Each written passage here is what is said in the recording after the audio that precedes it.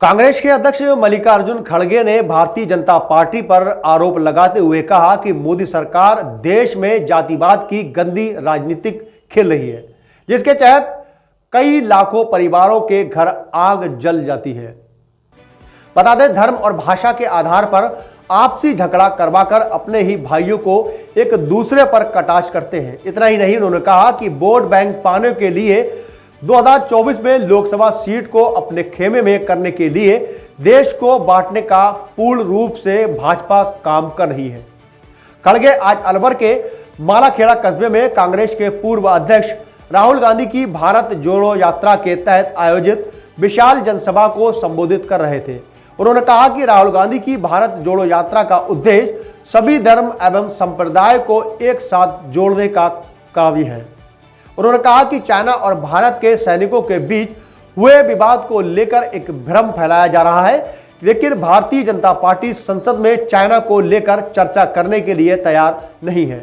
उन्होंने कहा कि अभी हाल ही में तवांग घाटी में जवानों से झगड़ा होने की बात सामने आई थी और चीन से जुड़ी हुई थी, जो सरहद है, वहां भी आए दिन झगड़े होते रहते हैं। उन्होंने कहा कि चाह गलवान घाटी और डोकलाम को वह क्या पूरे देश में देखा गया है।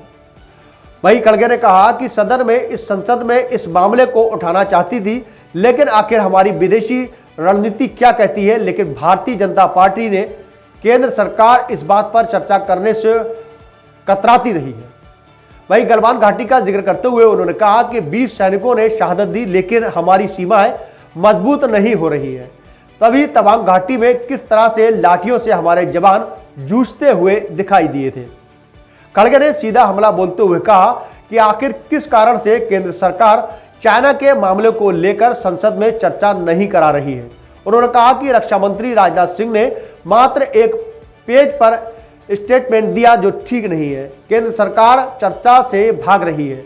उन्होंने कहा कि देश की जनता को यह जानने का हक है कि हमारे पड़ोसी मुल्क हमारे साथ किस तरीके का व्यवहार करते हैं, जवानों की क्या स्थिति है।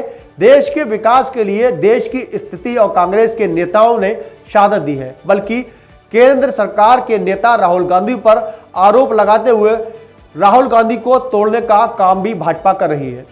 उन्होंने बेरोजगारी का जिक्र करते हुए कहा कि देश में केंद्र सरकार के अधीन 30 लाख पद खाली हैं। अगर 15 पद खाली भर दिए जाए, 15 लाख पद अगर खाली भर दिए जाए तो देश की गरीबी मिटेगी। लेकिन केंद्र